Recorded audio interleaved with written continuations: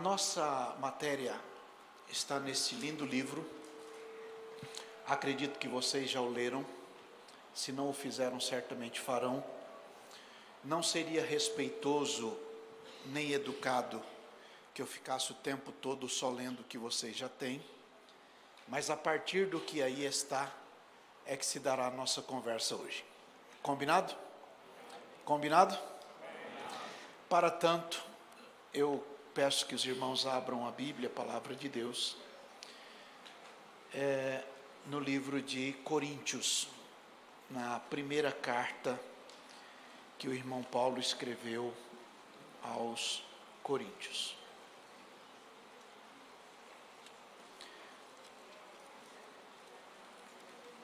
Amém?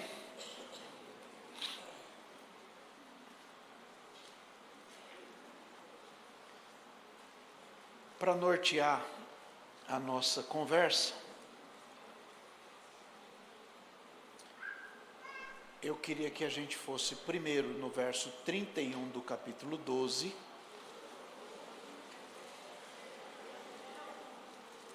e depois nos dois primeiros versos, 1 e 2 do capítulo 13. Combinado? Portanto, procurai com zelo os melhores dons, e eu lhes mostrarei um caminho ainda mais excelente. Ainda que eu falasse a língua dos homens e dos anjos, e não tivesse amor, seria como metal que soa, ou como sino que tine.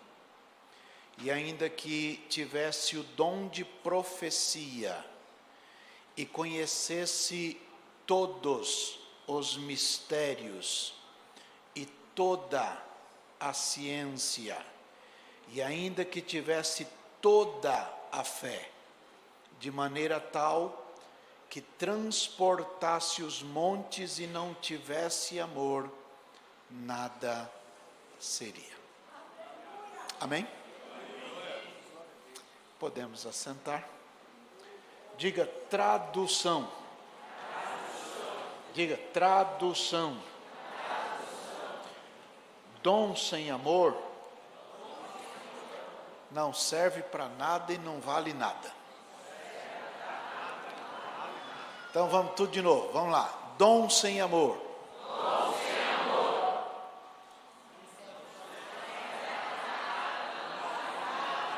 Não serve para nada e não vale nada.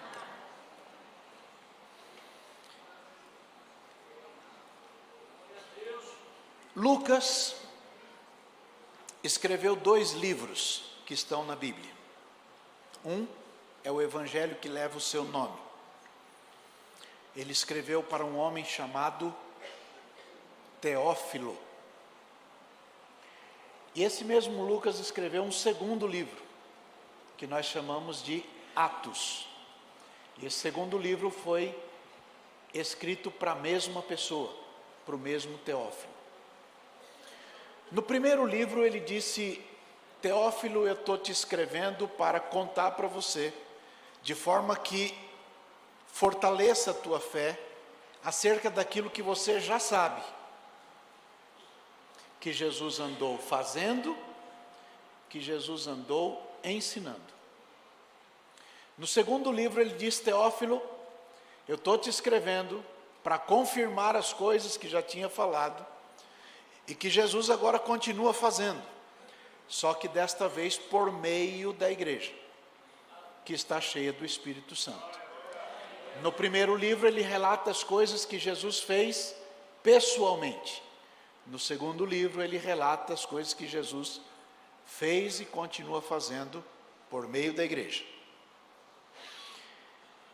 Com essa premissa, lembramos que a igreja não é um monumento estático,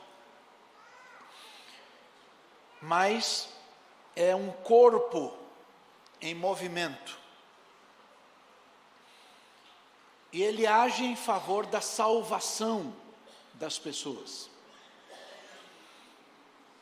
O corpo segue a orientação da cabeça. Essa cabeça, como todos sabem, é Jesus. E Jesus, pelo Espírito Santo que age na igreja, está fazendo as obras que ele fazia anteriormente, agora por meio do seu corpo. O Salmo 92 diz que o justo florescerá como a palmeira, crescerá como o cedro do Líbano. E ele diz que os que estão plantados na casa do Senhor florescerão nos átrios do nosso Deus. E ele completa dizendo que na velhice ainda darão frutos, serão viçosos, velhos bonitos e florescentes, com um objetivo, que está no verso 15, para anunciarem que o Senhor é reto, Ele é a nossa rocha, e nele não há injustiça. Deus não é injusto para se esquecer do seu trabalho, e Ele continuará abençoando a sua vida. Há uma clara contraposição com gente cujo comportamento se mostra inadequado no âmbito da obra de Deus. No verso 6 do Salmo 92 diz que o homem bruto não sabe nada, e porque não sabe nada, ele precisa se reafirmar pessoalmente, gritando com todo mundo, brigando com todo mundo. E o louco não entende isto. Brotam os ímpios como a erva, florescem todos os que praticam a iniquidade, mas eles fazem isso apenas para serem destruídos para sempre. Observe então que não basta crescer, é preciso crescer ordenadamente. Quando a igreja está reunida e Deus resolve fazer algum milagre, Deus dá o dom à igreja, aquilo que a gente chama de dom da fé, para que a igreja busque ao Senhor, e então o milagre acontece. O inimigo teme quando a igreja ora. O inimigo não tem medo de teologia, o inimigo não tem medo de conhecimento, o inimigo não tem medo de quem conhece a Bíblia, o inimigo tem medo de quem ora.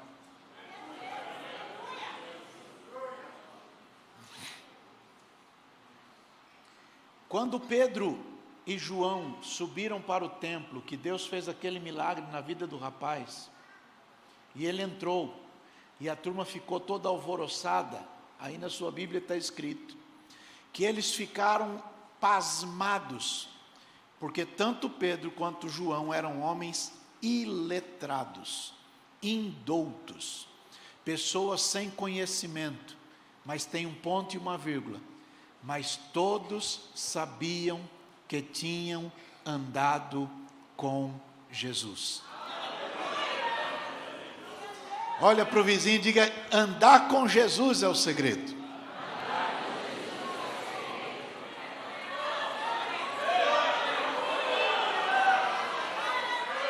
Por isso o crente não pode querer andar sozinho, porque um membro isolado não é corpo. Pelo menos é o que está escrito no livro de Coríntios, capítulo 13. O objetivo de cada membro do corpo é auxiliar os outros para que haja um crescimento mútuo.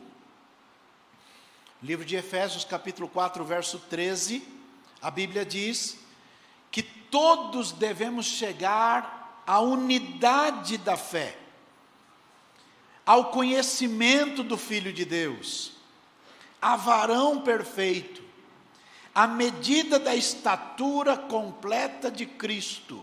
É dizer, em outras palavras, que todo mundo deve crescer junto. Jesus é a cabeça desse corpo. E o objetivo é que todos cresçam até que todos alcancem viver como o corpo de Cristo. E isto só dá para fazer coletivamente em amor. Ser igreja é ser o corpo de Cristo. O grande pecado que acontece na ceia, que é um pecado muito esquisito, é tomar a ceia sem discernir o corpo de Cristo. Tomar a ceia sem discernir o corpo de Cristo constitui em condenação, porque o que come e bebe indignamente, come e bebe para sua própria condenação, vírgula, não discernindo o corpo de Cristo. O corpo de Cristo é a igreja. Quem toma a ceia sem saber o que é a igreja, arruma confusão para a sua cabeça. Aquele que não sabe o que é a igreja, murmura de tudo, fala do pastor, fala do ministério, fala da banda, fala, porque não sabe o que é a igreja. Mas aquele que sabe o que é a igreja, toma a ceia e tem a bênção de Deus na sua vida. Pergunta para o vizinho, você entendeu?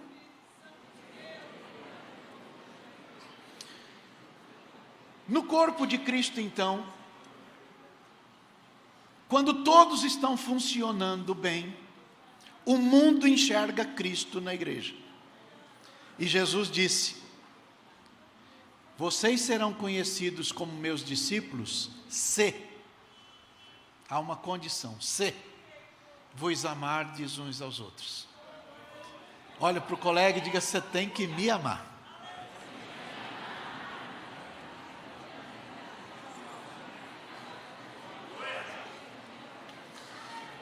Há 5 dons espirituais ou ministeriais, que a gente chama de dons de ministério na palavra. O meu assunto não é este, mas para que eu chegue no meu assunto é importante eu passar por aí. Eles foram dados especificamente para a edificação do corpo que é a igreja. E ainda que individualmente, nós precisamos aprender a viver como igreja. No corpo, quando um membro é honrado, todos os membros se sentem honrados. Quando um membro padece, todos sofrem com ele. Isso é ser igreja, o resto é conversa. Tá certo? Então observe que quando todos trabalham em suas funções para que o corpo seja edificado em amor, as coisas funcionam bem. Porque quem está cheio do Espírito Santo não tem tempo para ficar murmurando, falando o que não deve. Eu sei que aqui não tem disso, mas lá do meu lado de vez em quando aparece. E a gente precisa corrigir. Mas se vocês forem na primeira carta de Paulo aos Coríntios, do capítulo 12, o verso 4, a Bíblia diz: há diversidade de dons, mas o Espírito é o mesmo.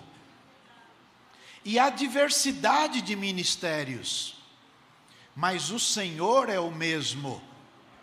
E há diversidade de operações, mas é o mesmo Deus que opera tudo em todos. Mas a manifestação do Espírito Santo é dada a cada um para o que for útil. Olha para o colega e diga: na obra de Deus não tem espaço para inúteis. Os inúteis não cabem na igreja. Então dá um sorriso bonito e diga: acho que Deus achou que você é útil.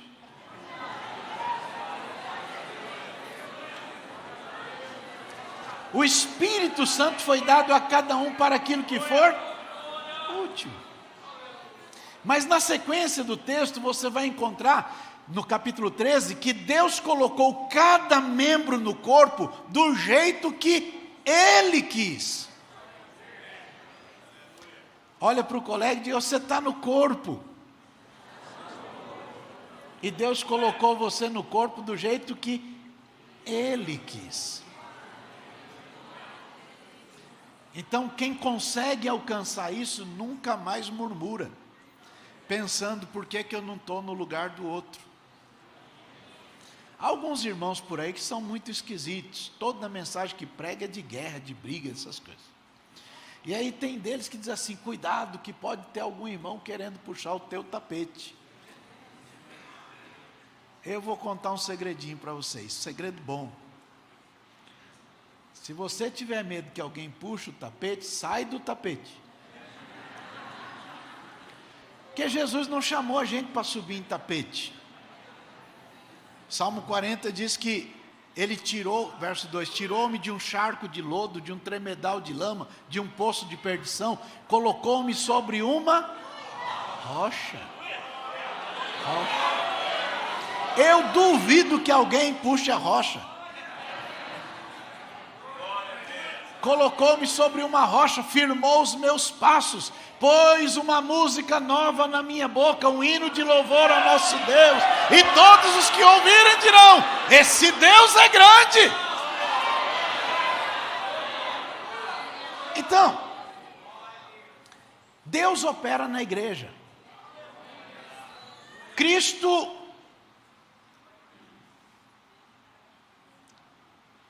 é o cabeça desta igreja, e Ele é um com o Pai. Então, no capítulo 14 de João, verso 9, Jesus disse assim: eu estou há tanto tempo convosco e vocês não me conhecem ainda, Filipe. Quem me vê a mim está vendo o Pai. E como você fica dizendo: me mostra o Pai? Não acredita que eu estou no Pai e que o Pai está em mim? As palavras que eu digo a vocês, não as digo de mim mesmo, mas o Pai que está em mim é quem faz as obras. Foi isso que Jesus falou. Jesus não fazia as obras por si. Ele disse: o Pai que está em mim é quem faz as obras. Eu sou um porta-voz. Então, os dons de Deus para a igreja operam em nome e para a glória de Deus. Livro de Romanos, capítulo 12, verso 5, a Bíblia diz assim: nós que somos muitos, somos um só corpo em Cristo, mas individualmente somos membros uns dos outros.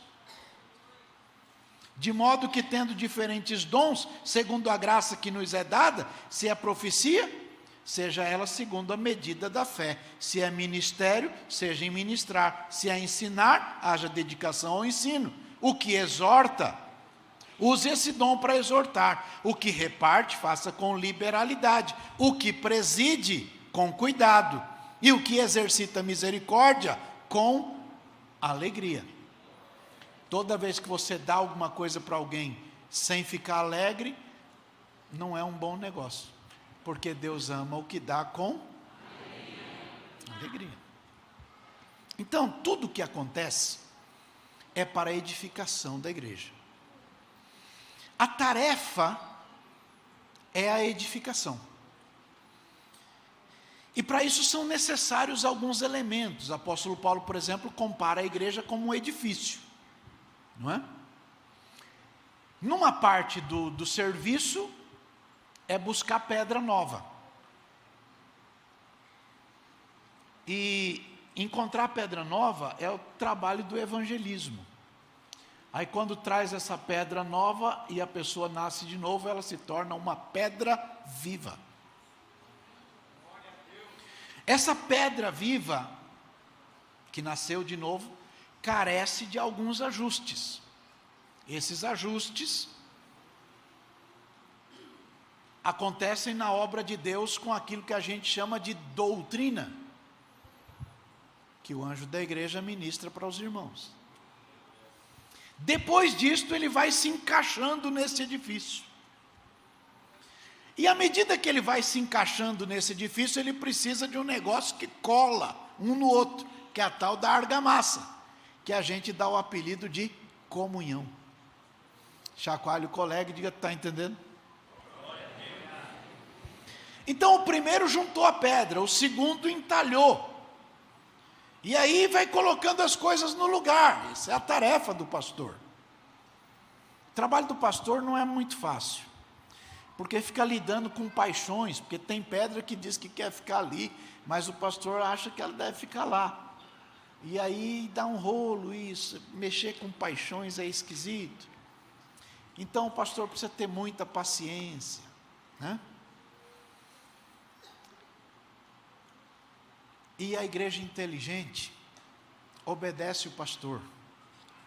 Hebreus capítulo 13, verso 17, a Bíblia diz assim: obedecei aos vossos pastores, e sujeitai-vos a ele, porque velam pelas vossas almas, como aqueles que hão de dar contas delas, ponto e vírgula, para que o façam com alegria e não gemendo, porque isto vos não seria útil. Pastor gemendo não é útil para a igreja. Então a igreja inteligente não deixa o pastor gemendo. Chacoalha o vizinho e viu que inteligente? Então o controle de qualidade desta obra é o serviço do profeta. Porque não havendo profecia, o povo se corrompe. A profecia corrige o rumo, serve para que ninguém desanime, consola, encoraja, exorta, não é? Então percebam que a construção do edifício é a tarefa, e isto não é fácil. Por isso o cabeça da igreja é Cristo, porque se deixar para os homens só dá rolo. Então, só Deus consegue domar as paixões dos homens. Deus confiou a Pedro o evangelho da circuncisão. E Deus confiou a Paulo o evangelho da incircuncisão. Quando Pedro ia se meter no trabalho de Paulo, Paulo dizia: aqui não. Mas quando Paulo ia se meter no trabalho de Pedro, Pedro dizia: aqui não. Cada um na sua. Entendem isso? Então, a construção em andamento gera poeira, barulho, entulho, né? Isso é natural, porque as pedras vão se atritando. Mas quando cada um se encaixa no lugar, acaba o problema.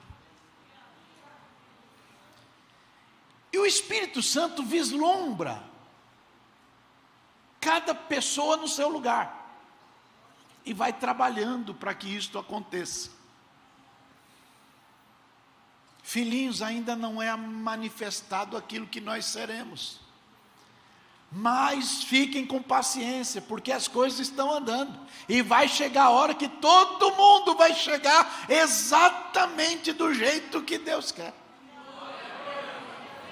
Cada um de nós devia ter uma plaquinha no peito assim, ó: desculpe o transtorno, eu estou em obras. Eu ainda não sou tudo que devia ser, mas eu estou melhorando.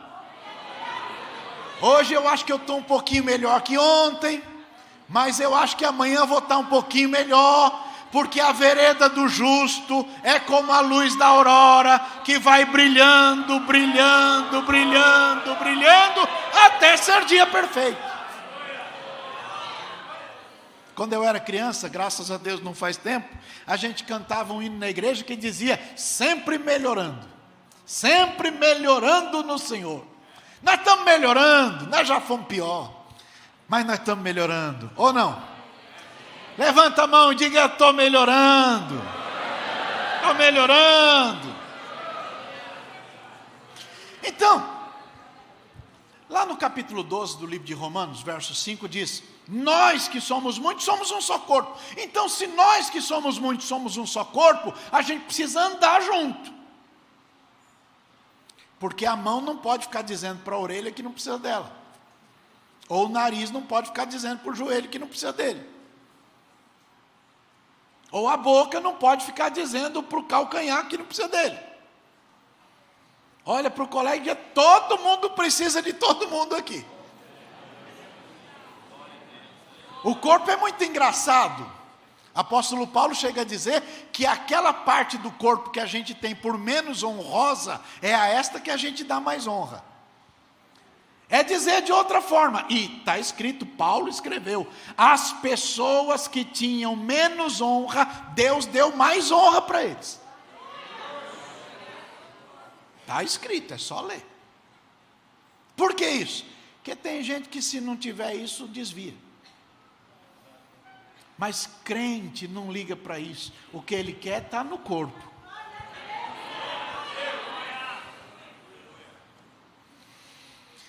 Então, capítulo 12, verso 18 de 1 Coríntios, dá uma lida aí. Deus agora colocou os membros no corpo, cada um deles como quis. Deus colocou cada um no corpo como Ele quis. Você está no corpo? Quem está no corpo, diga eu estou. Então, Deus colocou você no corpo do jeito que Ele quis. Perfeito? Então, quando Jesus ensinava sobre comportamento no corpo, capítulo 17 de Lucas, Jesus disse assim: é impossível que não venham escândalos. Palavra de Jesus, é impossível que não venham escândalos, mas há daquele por meio de quem vierem. Melhor lhe fora que pusessem ao pescoço uma pedra de moinho e fosse lançado ao mar, do que fazer tropeçar um pequenino. Ponto. Jesus olha para os obreiros e diz assim: olhem por vocês mesmos. E continua: se o teu irmão pecar contra ti, repreende-o. Se ele se arrepender e te pedir perdão, perdoa. Qual é o assunto de Jesus? O escândalo. O assunto é o escândalo. Jesus continua: se ele pecar contra ti 7 vezes no dia, é o que está escrito aí, e 7 vezes no dia vier te pedir perdão, dizendo eu me arrependo, me perdoa, perdoa ele. Qual é o assunto? Escândalo. Para evitar escândalo, é melhor perdoar o indivíduo. Porque se alguém causar o escândalo porque não perdoa, vai fazer alguém tropeçar. E se alguém tropeçar, é melhor pôr uma pedra no pescoço e pular no mar. Então, melhor do que pular no mar com uma pedra no pescoço é perdoar um indivíduo desse. Então os discípulos olharam para Jesus depois desta palavra e disseram para ele: acrescenta-nos a fé. Fé para quê? Para perdoar. Porque sem fé não dá para perdoar esses infelizes que tem por aí. Entenderam bem? Sim ou não? Sim. Então, o assunto é o escândalo. Jesus fala: se alguém te ofende, perdoa, porque se você ficar com briga e isso gerar escândalo, vai dar rolo para você. Perdoa. Mas quando? Perdoa, perdoa, perdoa. Então, Senhor, me dá fé para perdoar. Olha para o colega e diga: esse é o ponto forte da palavra de Deus. Sem fé a gente não dá conta de agradar a Deus. Fé para perdoar gente que não merece perdão. Fé para evitar escândalo gerado por gente complicada. Fé para manter as coisas sem causar derrota do inocente. Olha para o colega e diga: está vendo como não é fácil o serviço do pastor? Porque às vezes o sujeito critica o pastor porque ele não tomou tal decisão assim. Lembra de Mateus capítulo 13? Essa aí você lembra. Toda a exposição do evangelho está no capítulo 13 de Mateus, toda. Mateus capítulo 13, Jesus contou algumas historinhas, uma delas é a parábola que a gente chama do joio. Jesus contou, ninguém entendeu nada. Jesus entrou numa casa, os obreiros foram lá e disseram: o senhor pode explicar para a gente? Aí Jesus foi explicar. Capítulo 13, verso 36 do livro de Mateus. Jesus vai explicar a parábola do joio. E aí Jesus disse assim: o que semeia a boa semente é o Filho do Homem. Ponto. O campo é o mundo. Ponto. A boa semente são os filhos do reino. Olha para o colega e diga: Jesus chamou você de semente. Boa semente. A boa semente são os filhos do reino. O joio são os filhos do maligno. E quem semeou foi o diabo. Semeou aonde, gente? No campo do Filho do Homem. Vírgula, igreja. Guardem. Mas tem mais. Assim como o inimigo que o semeou é o diabo, a ceifa é o fim do mundo, os ceifeiros são os anjos. Assim como o joio é colhido e queimado no fogo, assim será na consumação deste mundo. Mandará o Filho do Homem, os seus anjos, e eles colherão do seu reino tudo que causa escândalo.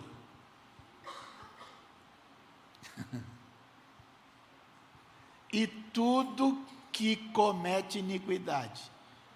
Então olha bem para o colega e diga: o que causa escândalo é chamado por Jesus de joio. E o joio, segundo Jesus, são os filhos do maligno. E quem semeou ele foi o diabo. Por isso que você tem que perdoar. Chacoalhe o vizinho, ninguém entendeu isso? Dói demais? Nos discípulos também doeu. Por isso que eles falou: Senhor, acrescenta-nos a fé. Porque se a gente não tiver fé, a gente não dá conta não. Porque tem cada indivíduo por aí, gente, que só a graça de Jesus mesmo. Então chegamos à individualização dos dons, que é a nossa matéria de hoje. Toda essa digressão para que a gente entendesse o fundamento dos dons. Tudo isso é para a edificação da igreja. Dom sem amor não presta para nada e não serve para nada. Entenderam bem? Não adianta ficar falando em profecia todo culto, em língua estranha o tempo todo e viver uma vida complicada do lado de fora. Tá certo? Efésios capítulo 4, verso 16, diz que todo o corpo bem ajustado e ligado pelo auxílio das juntas, segue uma justa operação. E esta justa operação é feita por cada um. E isto faz o aumento do corpo para a edificação em amor. Então, a igreja de Vila Alpina é privilegiada por ter um pastor que é dos mais excelentes e brilhantes mestres que tem no nosso ministério. Deus deu para vocês um presente. Ele ensina, ele sabe ensinar, tanto daqui quanto na sua vida pessoal. É um homem digno, honrado. Então eu não preciso aprofundar muito nessas coisas, porque vocês já sabem. Mas eu vou me ater ao fundamento da outorga desses dons. Diga aí: Deus ama a igreja. E prepara os seus servos. E estes servos de Deus, usados pelo Espírito Santo, trabalham na edificação da igreja. E esta edificação é em amor. E aí chegamos ao primeiro ponto, que é o dom da fé. A fé integra, para fins didáticos, lá da escola, da academia, isso não é o nosso assunto, aquele grupo que a gente chama de dons de poder. E ela tem o objetivo de funcionamento do corpo. Esse é o objetivo. É uma capacidade de confiar em Deus, apesar da situação esquisita que a gente viva. Quando não tem saída, ele continua focado. É fé. Quando a turma levanta e faz bobagem, fala bobagem e cria um monte de confusão, a fé é tão poderosa que não tira ele do foco.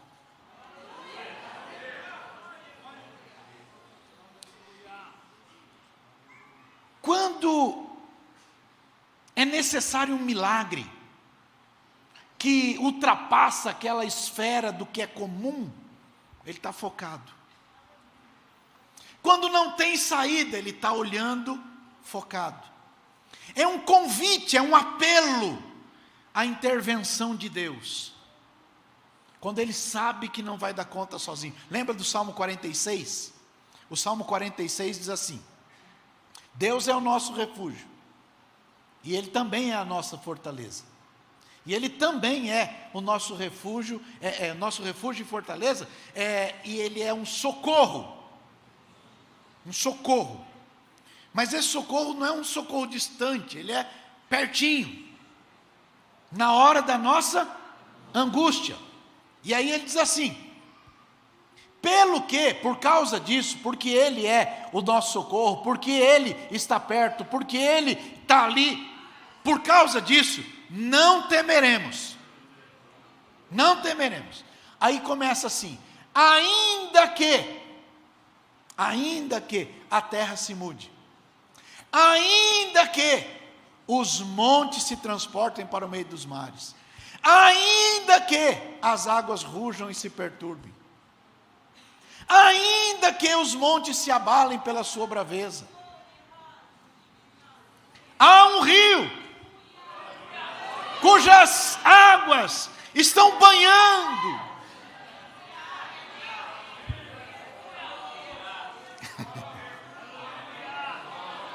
Deus está no meio dela,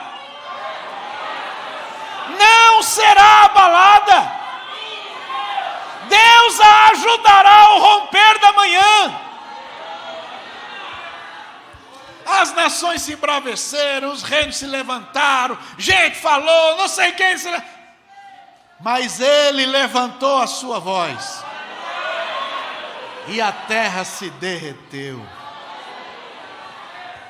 Então ele conclui dizendo assim: aquietai-vos e sabei que eu sou Deus. Olha bem para o colega e diga: fica calmo. A fé te dá uma tranquilidade, a fé te dá uma certeza, a fé te dá um posicionamento que você não se desespera.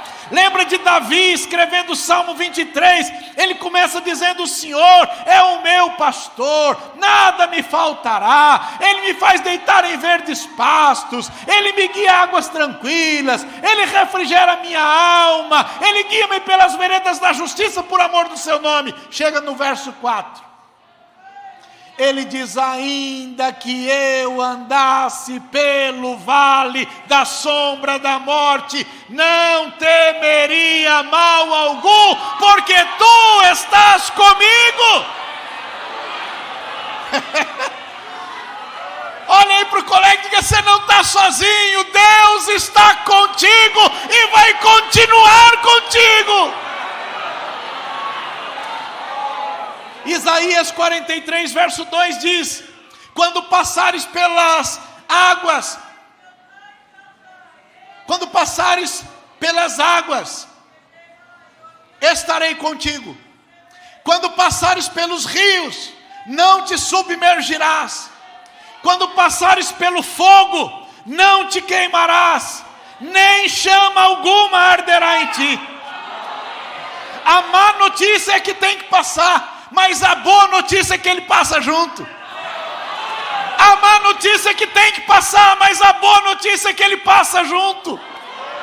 Se tiver o dia de entrar na cova do leão, Ele entra. Se tiver o dia de entrar na fornalha, Ele é o quarto homem dentro da fornalha. Ele não vai te deixar. Convicção. É a fé dos milagres.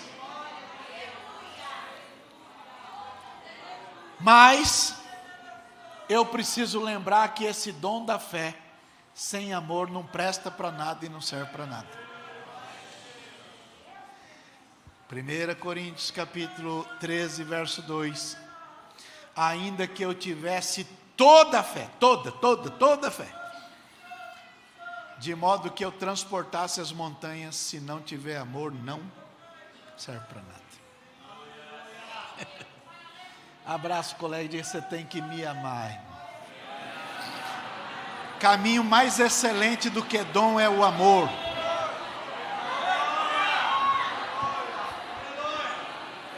Se você ficar todo o tempo dizendo eu não tenho dom nenhum, mas amar, você está melhor do que quem tem um monte de dom e não ama.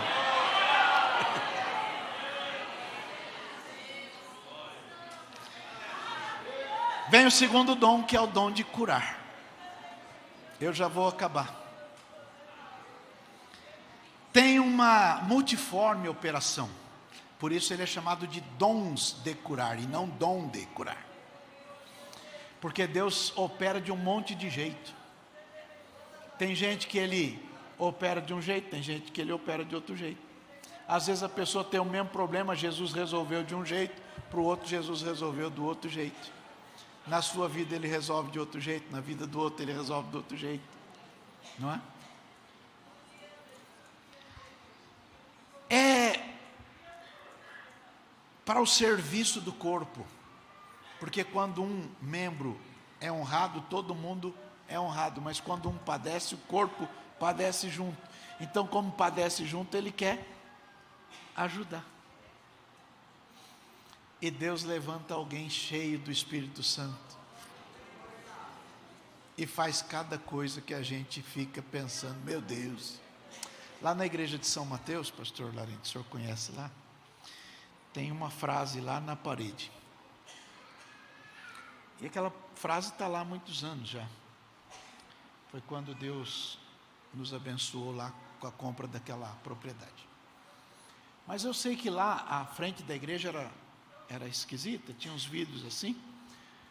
E essa faixa ficava assim no fundo. Quem fez aquela faixa foi o Emerson, aquele moço lá. O Espírito Santo falou comigo, eu corri para a minha sala, chamei ele, falei: só quero te ver de novo quando tiver uma faixa assim, assim. Foi a frase que Deus me deu. E ele saiu e trouxe a faixa. Mas lá na igreja a gente tem um trabalho lá que a gente chama de vem para o meio. É um trabalho de oração. E aí estão as irmãs lá orando de madrugada, que a oração dura 72 horas sem parar. Chega um homem com uma mulher no braço. Bateu na porta. Olhou para as irmãs de oração e perguntou: aquilo lá é verdade? E elas disseram: é verdade. Então ora por ela. Ela tinha bebido veneno de matar rato. E tinha parado.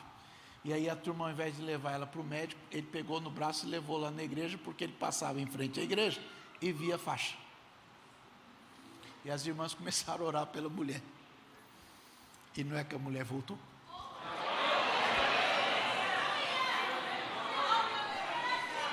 Aceitou Jesus, a mulher, o marido, a sogra, os cunhados.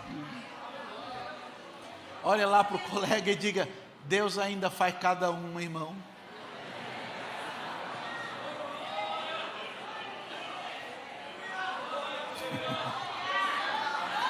Bendito seja o nome de Jesus. Livro de Marcos, capítulo 6, verso 13. os obreiros de Jesus, os discípulos de Jesus, saíam pelas cidades com um vidrinho de óleo. Marcos 6,13. E a história de ungir não começa lá em Tiago, não. Ele saiu ungindo a turma lá. Marcos 6,13. E curava um montão de gente. Olha para o colega e diga: Jesus continua fazendo a mesma coisa até hoje.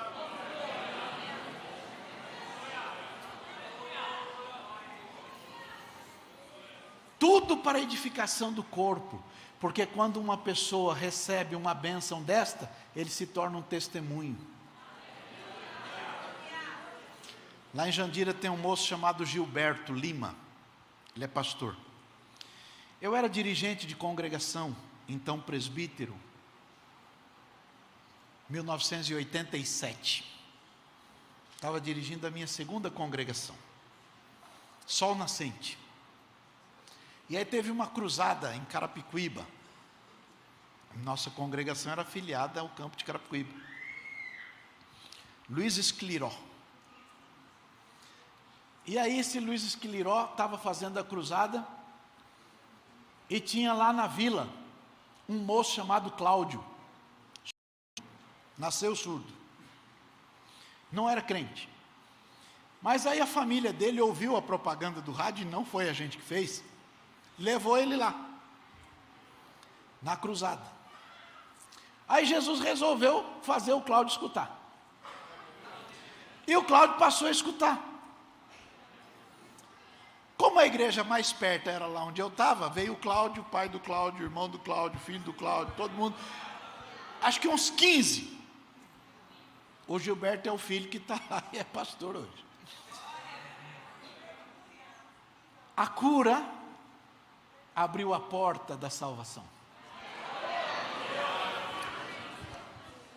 O milagre por si só não tem razão de ser, mas quando Deus opera, Ele abre o caminho.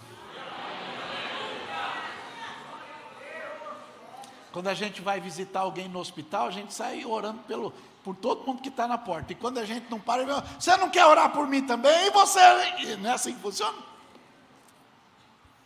Então vem o terceiro, que é o dom de operação de maravilha. Que é aquela historinha de uns negócios que a gente não tem explicação.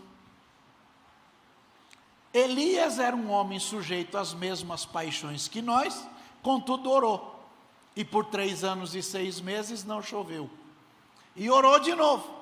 E Deus mandou abundante chuva. O que é bom desse texto? É que ele era igual a gente. Elias era um homem sujeito às mesmas paixões que nós. Olha para o colega e diga: ele era crente igual você. Só que ele orava. Elias era um homem sujeito às mesmas paixões que nós, contudo orou. E naquele momento Deus operou. Lembra do Josué dizendo: para aí sol, para aí lua. Parou. Machado flutua, não é? Relógio volta. Tem umas coisas assim. Lá em Jandira tem um moço chamado Antônio Ribeiro. Antônio Ribeiro era o líder dos jovens. Fazia culto ao ar livre todo domingo que o pastor mandava fazer culto ao ar livre. E tinha um sujeito que botou uma caixa de som bem grandona, com aquele barulho doido. E o Antônio era meio desbocado. Antônio falou assim: irmãos, todo mundo orando, que nós agora vamos apontar o dedo para lá e Deus vai queimar aquela caixa. Gente, não é que o povo acreditou? E não é que queimou a caixa?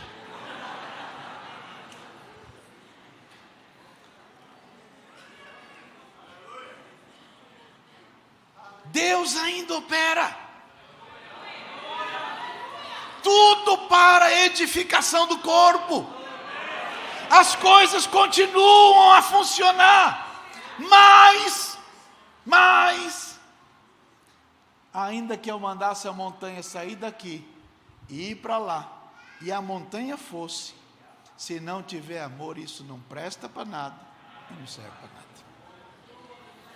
Abraça de novo o colega e diga: você tem que me amar.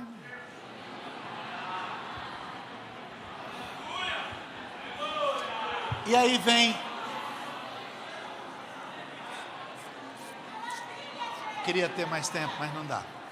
Vem o dom de profecia. O dom de profecia, apóstolo Paulo diz que é um dom superior, é a palavra que Paulo usa. Superior à variedade de línguas. Por que ele diz isso?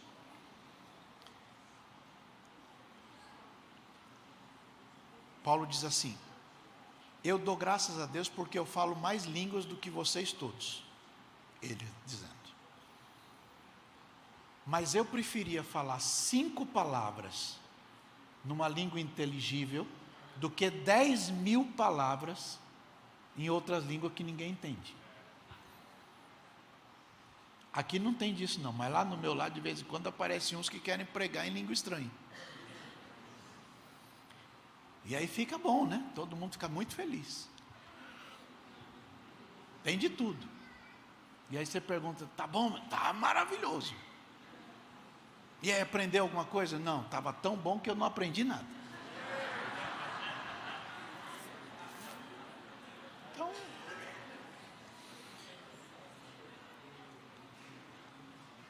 esse é ligado ao amor. Porque quem ama procura ensinar, procura manifestar a vontade de Deus, e toda profecia tem que estar subordinada à palavra.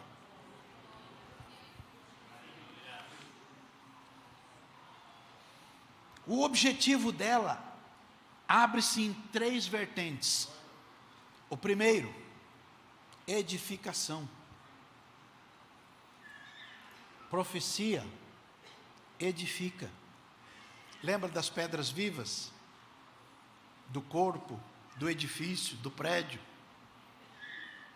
Profecia edifica.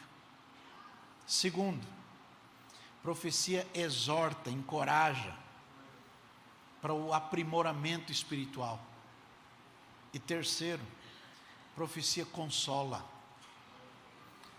Paulo escreve aos Tessalonicenses e ele conta um monte de história e fala de como vai ser depois, e depois, e depois.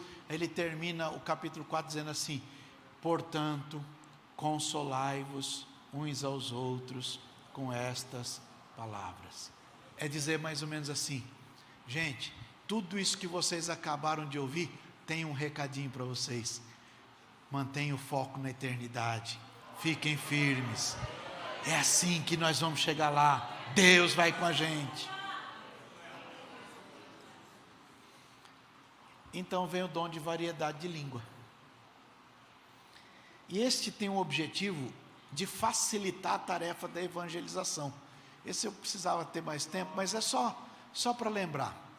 Quando Noé saiu da arca, ele tinha 3 filhos: Jafé, Cã e Sem. Perfeito? Jafé teve 7 filhos, Cã teve 4 e Sem teve 5. A soma dá 16. Lá no livro de Atos, toda a terra então saiu dos 16, perfeito? Lá no livro de Atos capítulo 2, quando o Espírito Santo desceu e a glória de Deus tomou aquele ambiente, haviam 16 povos lá representados. É mais ou menos dizer que estas línguas abrem a porta para a evangelização.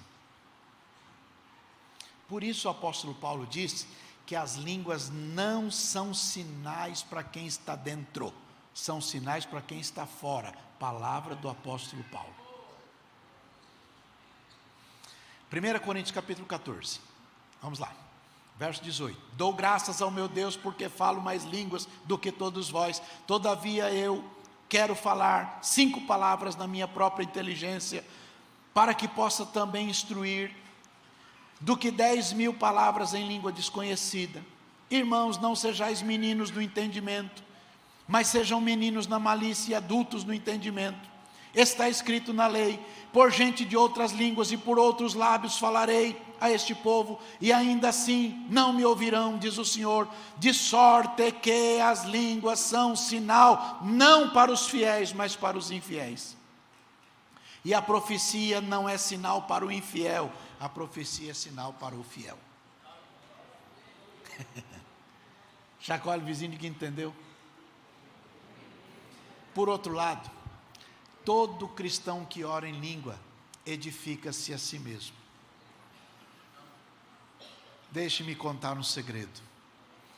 Quem ora em língua todo dia edifica-se a si mesmo. Por quê? Nós não sabemos orar como convém. Não sabemos orar como convém. O apóstolo Paulo escreveu: nós não sabemos orar como convém. Mas quando nós oramos em línguas, o Espírito Santo fala exatamente o que precisa ser falado.